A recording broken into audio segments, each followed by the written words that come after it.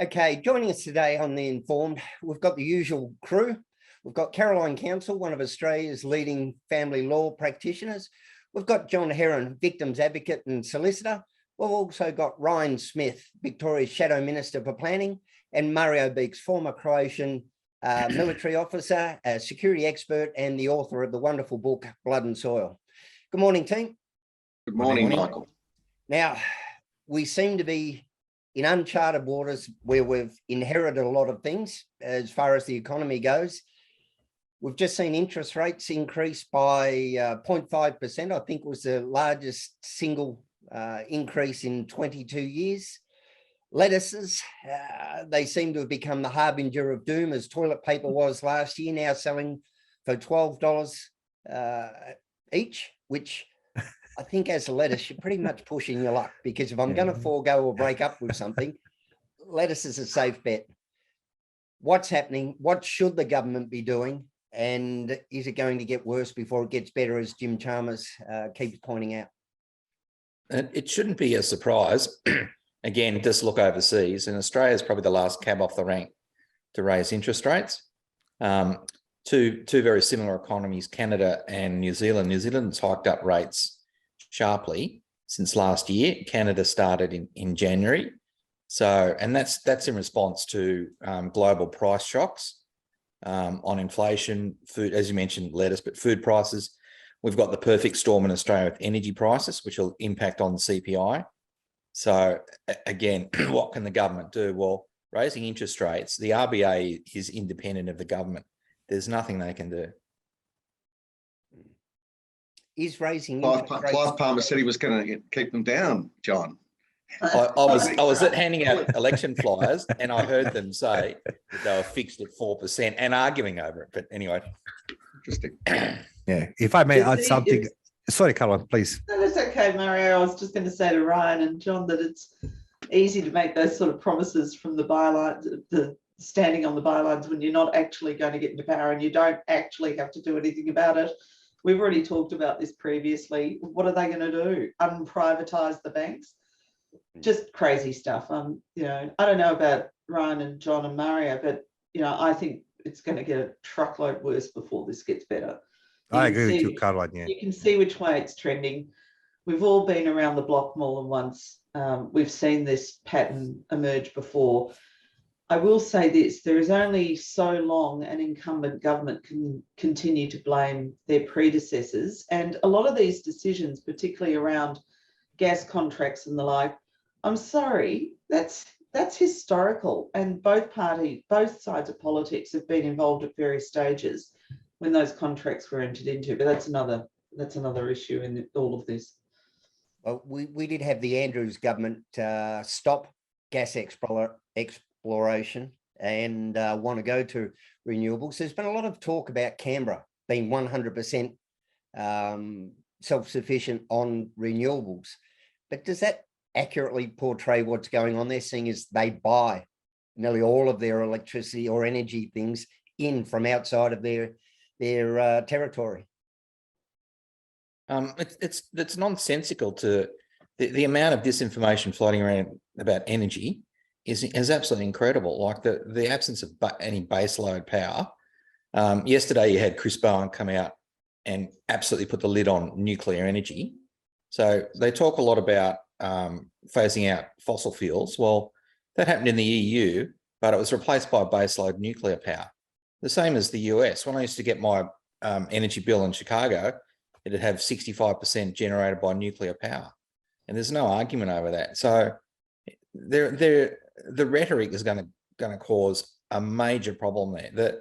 The gas situation, I was part of what you call ETIS, the Energy Technology Innovation Scheme 2005-6.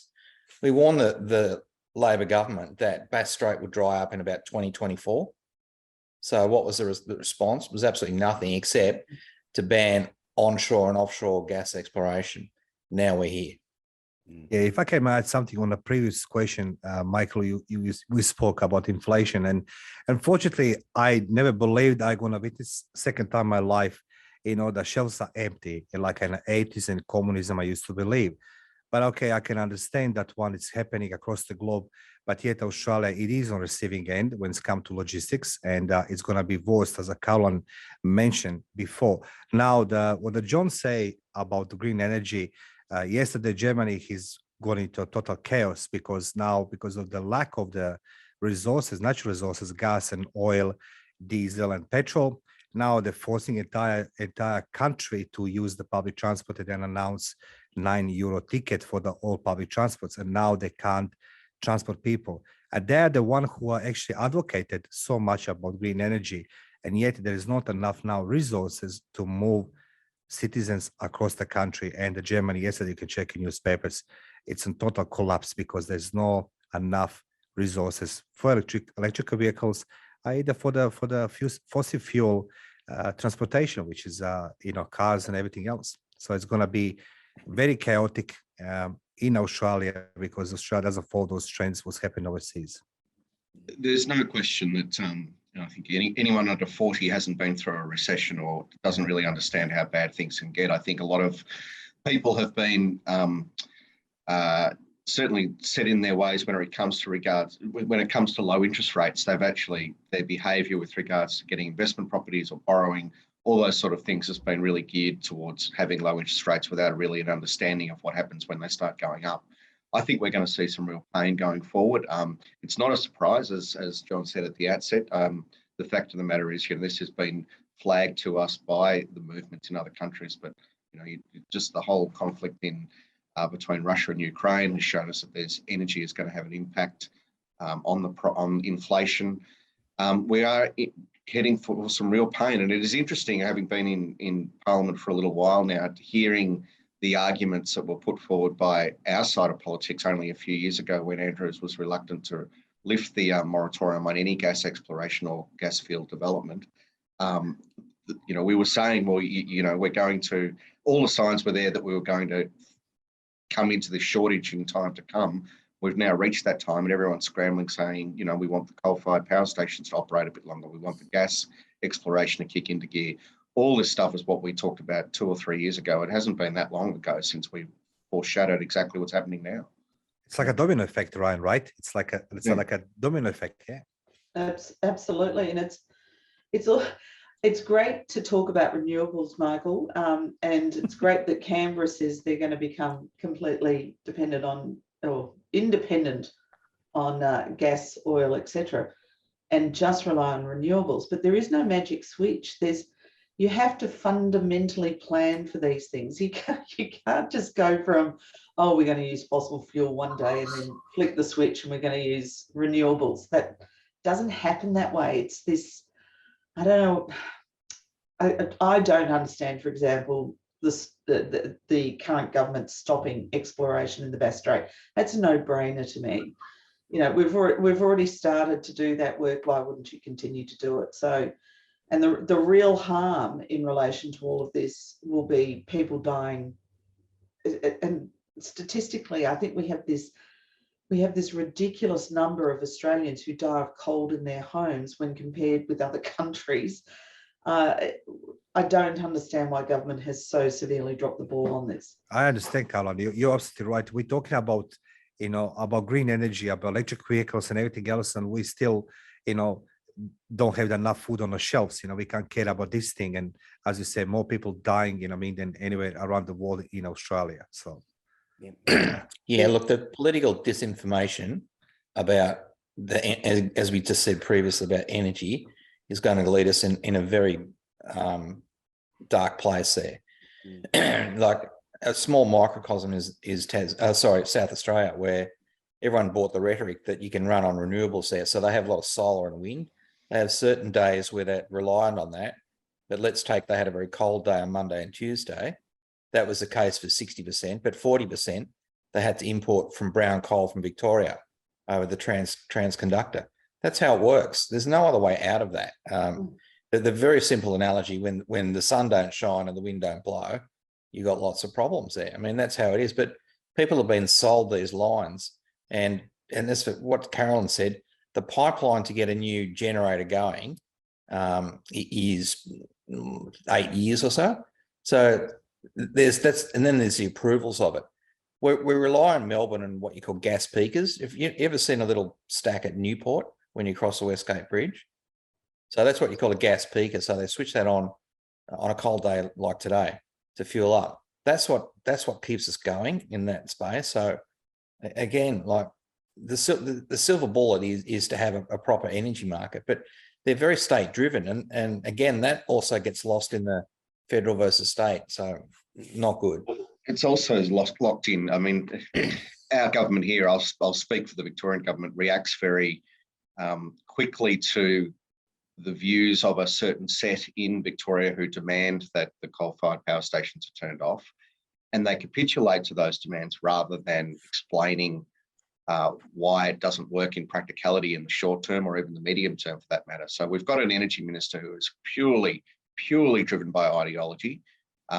She makes her decisions based on ideology. She is 100% a believer of the evils of fossil fuel. And we've had the, she's been the energy minister for the best part of 8 years, and we've had the decisions made as a result. It'll be interesting to see where the rhetoric goes in the next 6 months from this government and from our energy minister in particular, because we are actually obviously facing an energy crisis. We are going to see those really tragic outcomes. It'll be interesting to see how the government forms its narrative in the lead up to the election once we go through this, what is clearly being a very bitter winter. Just very quickly, I've had 5 blackouts this week where I am. Yeah. Venezuela. Yeah. Well, I remember very clearly for many years, gas was the transition fuel, and everyone supported, this government supported the idea of gas as a transition. I mean, it really was overnight where suddenly gas was evil as well. It really was a matter of, to my mind, months where coal was joined by gas as the two energy providers that we just couldn't use anymore. It was quite quick. It's fair to say that the outcome may be noble and right, but the transition in the process leading to it is what has failed us all. The rush to get to that outcome quickly rather than effectively seems to have brought us all down.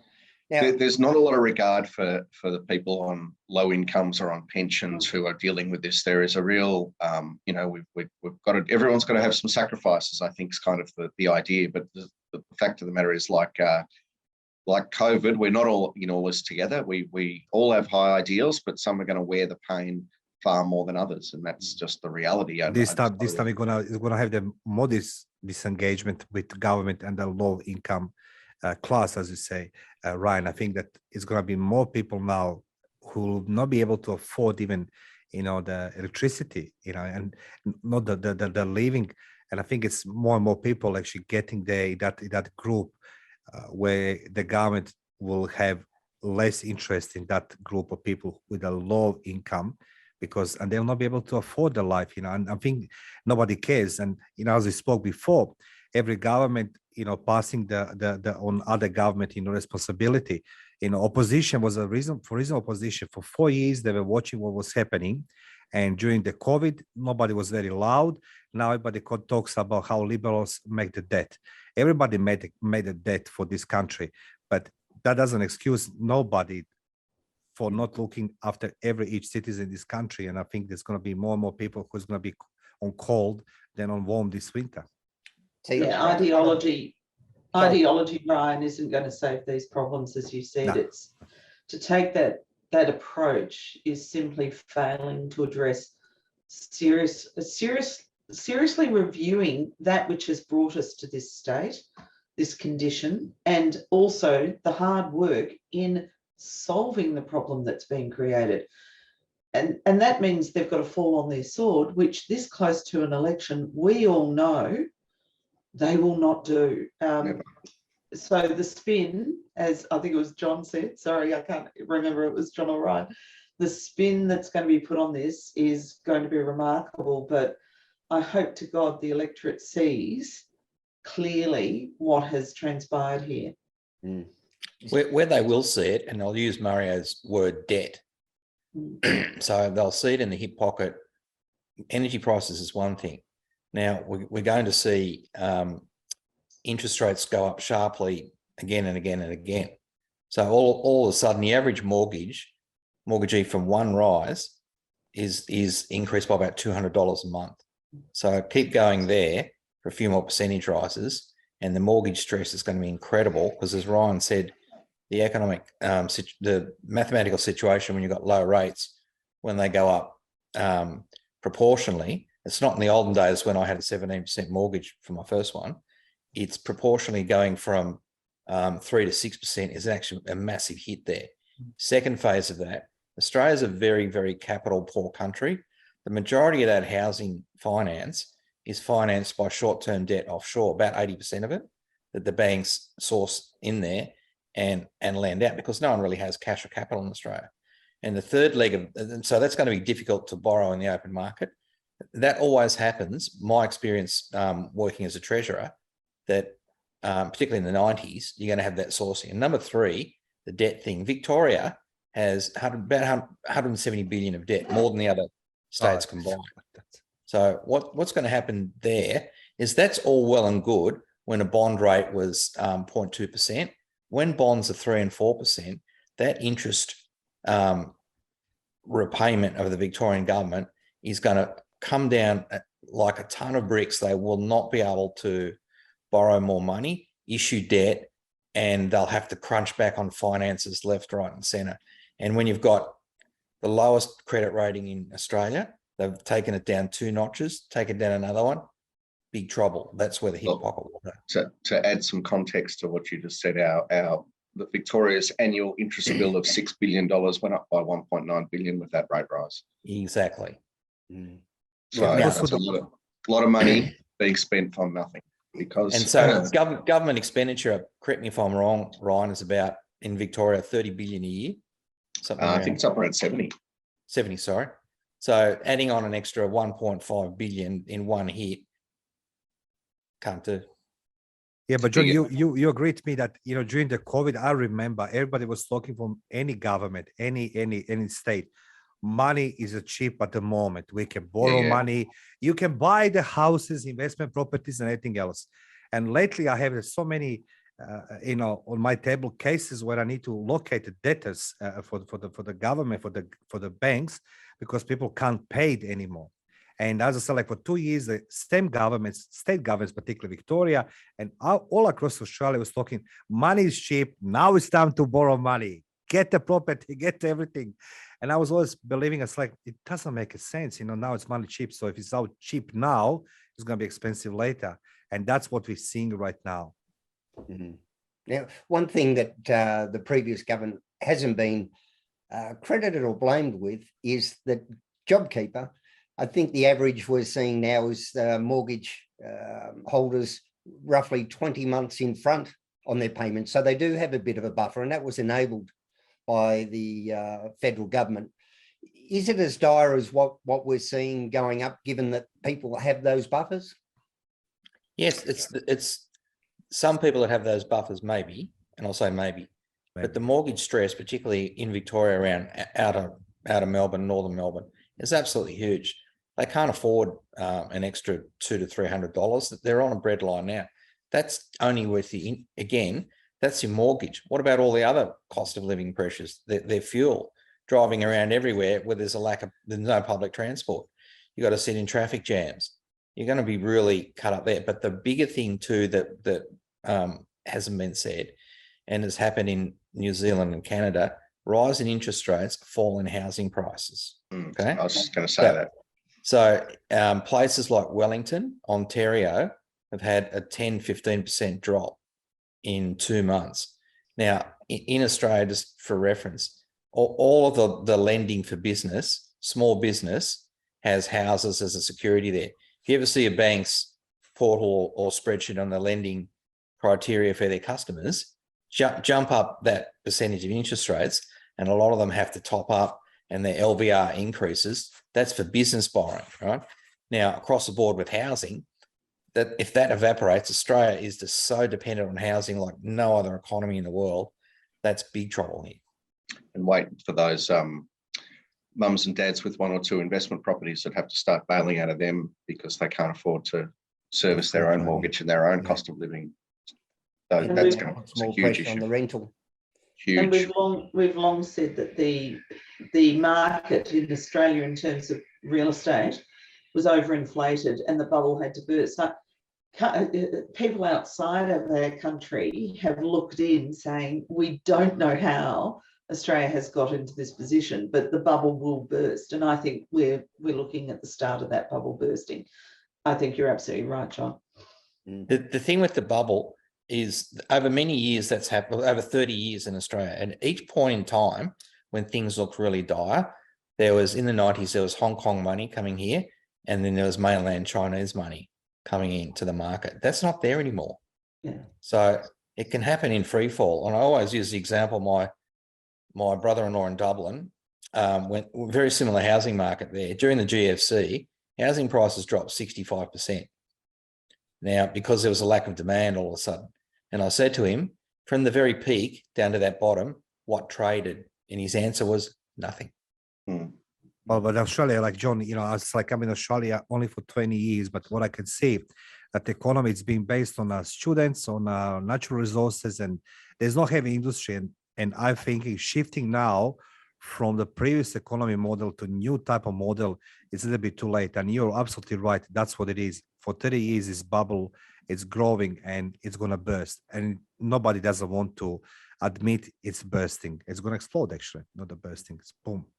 Now, there's also been a lot said about Jim Chalmers' characterisation of the situation, about whether he's under promising and hoping to over deliver. How much does Jim Chalmers' tone and tenor on the economy actually play into business confidence and consumer confidence, or do we actually go off what we see rather than what we hear from our treasurer?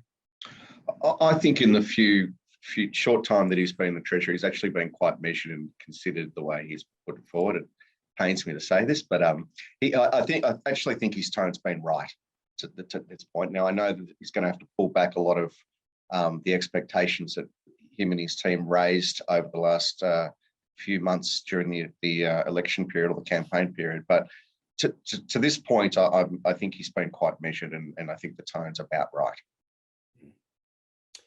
Is there also a lesson to be learned about the privatisation of our resources and our, dire necessary needs, like such as electricity? I remember when we had the PMG and the SEC and the Commonwealth Bank.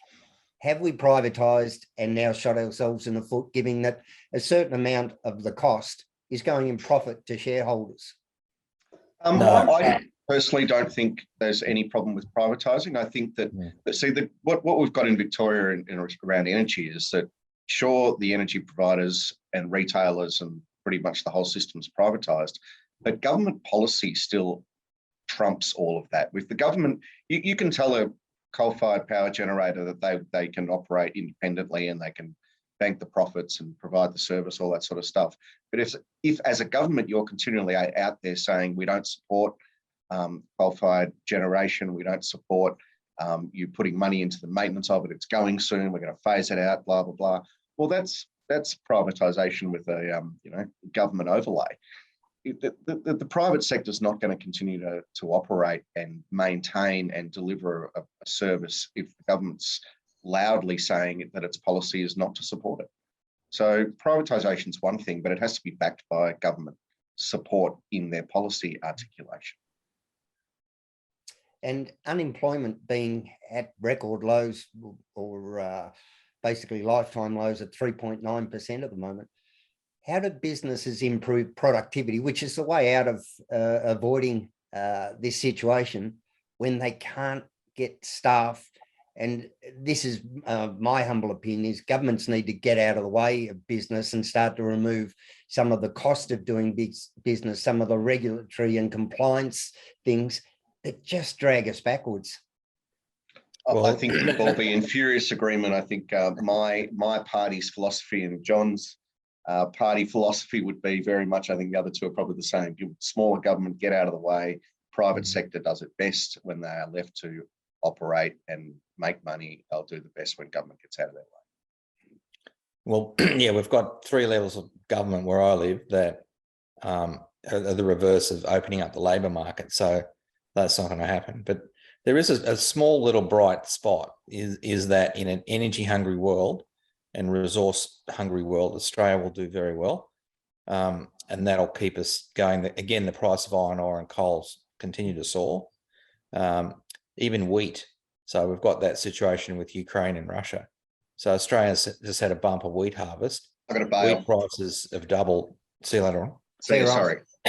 Wheat prices have doubled in the last 9 months. So in agriculture, the only thing that really holds that back is the cost of fuel and fertilizer. A lot of the fertilizer ingredients coming from Russia.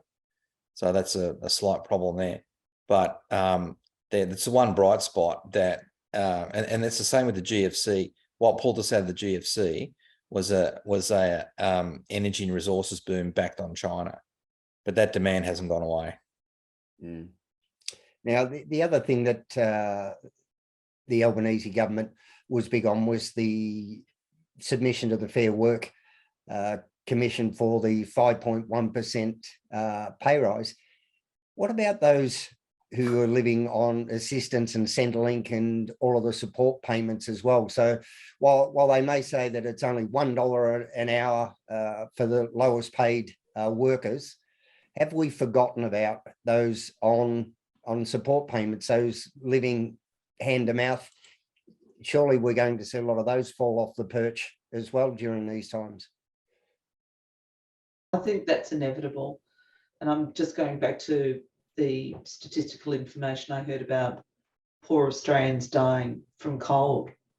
Never in my lifetime did I think we'd rate so poorly on the world stage in terms of basic amenities for our community. I don't think any Australian wants to see that happen. So they are going to have to balance. They're going to have to do what is right by those people that are vulnerable, that are dependent on social welfare. And it's going to be very interesting to see Jim Chalmers' first move in October in relation to the figures that come out and how they propose to spend money. But I agree with John. I mean, you've just got to make sure that government gets out of the way of business. Business will drive the recovery, not government. Government's there as, to monitor the money, not actually generate the money. It's business that generates the money. Yeah, that's right. To get revenue in to pay for that, business has to expand. We've got a social security government expenditure is around, I think it's social security is about 220 billion in Australia. It's larger than many Latin American countries' GDPs, certainly bigger than most African countries. That's the social security spending for 25 million people. But there's not a lot of room to move when, as Caroline has said, if the revenue base is static or shrinks, how can you find the extra cash to fork out to that level? We're at a knife's edge because, again, you've got a Labor government, the first time ever, that's inherited a government where the Treasury piggy bank hasn't been full. And so they're going to have to tighten their belts for the first time. They've never ever in their living memory have experienced that. So they'll find very quickly that they don't have the cash to hand out extra social security. As you mentioned, Michael, JobKeeper, well, those measures are about $90 billion and they've filtered out, but that came from debt. How do we stop consumption pushing up prices, given that most of our problems with prices seem to be a supply side issue more than a rampant runaway consumption where we're just spending hand over fist? It's those limited supply side that is pushing up prices. And a lot of those are completely out of our control with, the COVID interruptions to supply chains, the Ukraine war, all of these things. Is it just a matter of we're really going to have to bite the bullet for a substantial amount of time to push through this? And do we then say, well, the government basic priority needs to be supporting us rather than penalising us? That's a very well said, Michael. That's the government should come to us, to every voter, every citizen of this country, and explain what's going on. We can say Russian conflict, the Ukraine conflict, they're causing something. They don't cause it that much, but it's a domino effect. But overall, I do agree with you that we need to understand that we're going to bite the bullet for the very long time. And, I can be corrected by John or Caroline, but that's like, I think the government is the one who should come out publicly and say, this is what's going on across the globe. This was happening in Australia. This is expectations. And this is for how long we, can plan for that's going to be bad or good or whatever it is. Well, politically, we're just not capable of doing that. Now it's just blame the predecessor. Yeah. Michael said an interesting thing about inflation, that let's say it's very much supply driven this time. So a parallel back in time would have been the 1973 OPEC price increases, and the Vietnam War was raging at the time. So what happened then is that there was a global recession for 2 years. Bang. It's not like the late 80s and 90s where rates were put up to dampen consumption and house borrowing, et cetera, et cetera. So it's real supply side. Again, you just really have to look at a lot of the historical events here, and that's probably the likely path that will go down. And you have asset prices falling. We can be in trouble in that space, yeah. Mm. And a lot of people will struggle to refinance as well, given the cost of living going up. The ability to try and lock in a long-term interest rate, given that your asset is falling, your cost of living is going up, suddenly your stress test assessment by the bank isn't looking so favorable. Well, Mike, what do you expect? I'm looking last 3 years, prior COVID, during COVID, and now we don't have education about things, what will happen if it's happened, pandemic, the inflation, everything else. But instead of this, we drive economy by educating people, spend more money, buy the more properties, without thinking what possible consequences will be. And I agree with John. In that space of housing, if it's go down, we're going to be in big trouble. And I don't see that building homes and all this industry around the houses and units and land, it will peak at all, whatsoever, to make the good impact on our society. Instead of this is going to be negative on all of us. And what it's also going to do in intimate partner relationships is lead to more separation. The moment you have financial stress, John and I live with this. We see it all day, every day in our practices. And the sad economics of creating two households is in fact greater economic stress. You need approximately 30% more income, or you need to reduce your debt by 30% to be able to run a separated household, kids going between two places. That's not going to happen in this economy with these sort of pressures. Well said, Carl, well said. And I am really very concerned about the fallout that eventually has on children when families are going without. And Mario, Brave New World that you were prophesising about, a government that was brave enough to educate its populace. I'm with John on that. That's what we want. That's what we deserve. That's what a canny electorate deserves. And I think we are, as an electorate, becoming a little smarter, a little wiser. But no government's going to do that. And that's why I was pointing the finger before. He did it, not me. It's their responsibility. They created this mess. And John hit the nail on the head. Well, the whole swings and roundabouts between the left and the right. The left comes in and spends, the right comes in and fixes it up. Then the left spends. So you have this. That's not happening this time. They can't let it happen this time. The coffers are empty. Sorry, Murray. No, absolutely. I agree with you, because I start and speak on my behalf. And, sometimes when I talk to the my employees and, people around me, they used to be telling me, Mario, you can't think like 20 years ago you were doing these things. Now it's a different time. And Carol, I believe that constituents, yourself, John, me, Michael, everybody else, we start thinking different way. And what the politicians, they're still thinking old school way.